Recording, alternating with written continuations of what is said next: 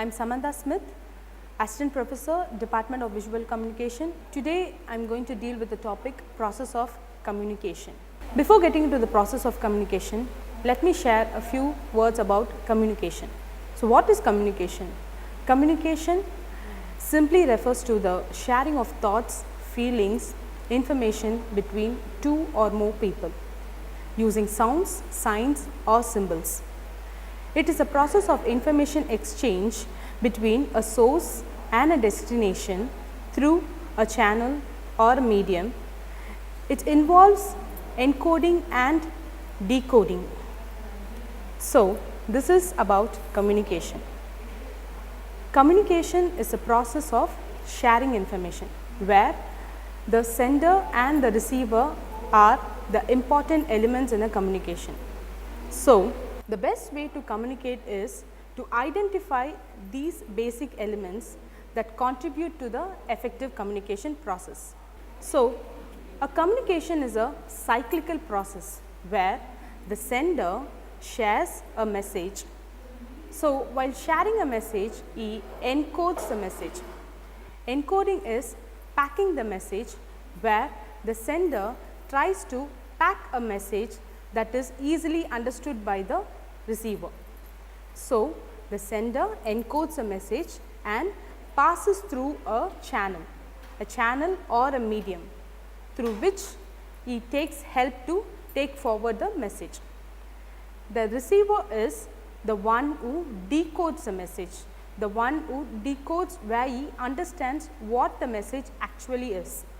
In a communication model, we saw the basic element of sender and receiver. Next, we move to the message. The message is anything that is written or orally presented by the sender to the receiver. The content or the message is the major source of interest for the speaker and the listener, because the message plays a very important role in taking forward the information from the sender to the receiver. So, if the message is interesting, the listener gets interested in the contents of the message. The message, as I said, it is very important for an effective communication to happen.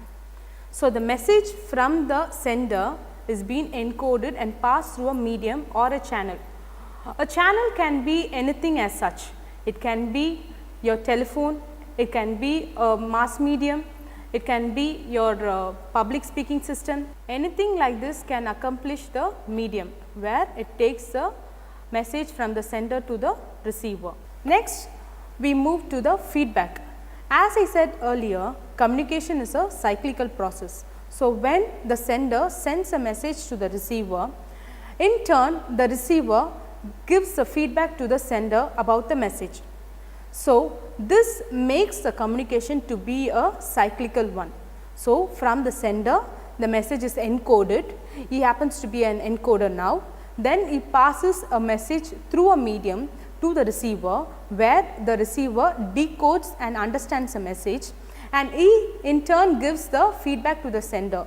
So, the receiver here becomes an encoder and develops the feedback and gives through a channel to the sender. So, the feedback is being decoded by the sender. So, this makes the communication to be a cyclical process. So, to make an effective communication, we saw that the basic elements in the process of communication is important. So, after looking into the process of communication, now we will move into the basic questions before starting a communication. So, to be a successful communicator, you have to ask these questions before you communicate. First one, why? Why do I communicate? Why do I speak? Why do I write? So, what is that I am going to achieve? Obviously, to serve a purpose. So, why answers that. Next question, who? Who is my receiver? Who is my learner? What kind of person is he or she? So, you should know to whom you are going to communicate. The third question is what? What exactly do I convey? What does the learner need to know? So, the subject is important. This is an important question that you have to ask yourself before communicating. What subject do I communicate to the receiver? The next question comes here is where. So, your situation, where, in which place, where am I going to communicate? That also falls under the important question before you are going to communicate. And the last one is how. How am I going to communicate? So, how do I decide on the choice of medium? Either the tone, the manner, the medium or the method. How am I going to communicate to the receiver? So, these are the important questions that a successful communicator should ask before communicating. So, when these questions are answered, an effective communication is to be happen. So, we saw the communication model and the process how a communication happens, the cyclical process. Then we moved on to the basic questions that a successful communicator should ask before a communication. Now, I will move on to the qualities of a good speaker and the qualities of a good listener. So, initially when you talk about the qualities of a good speaker, the first point comes is be watchful and alert. A good speaker is always watchful and alert. If you are alert, it gives an impression that you are aware of things happening around you. So, as a speaker, you should be alert on what you speak.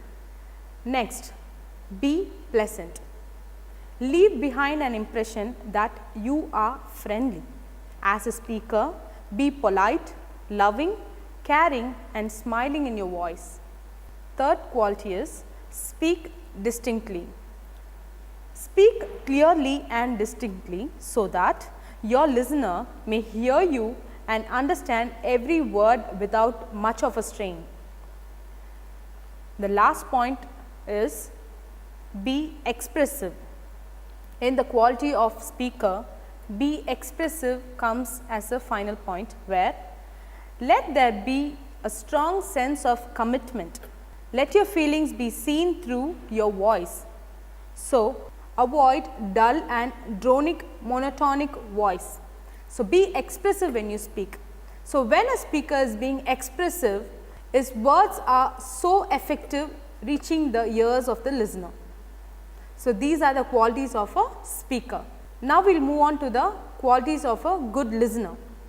The first one is stop talking.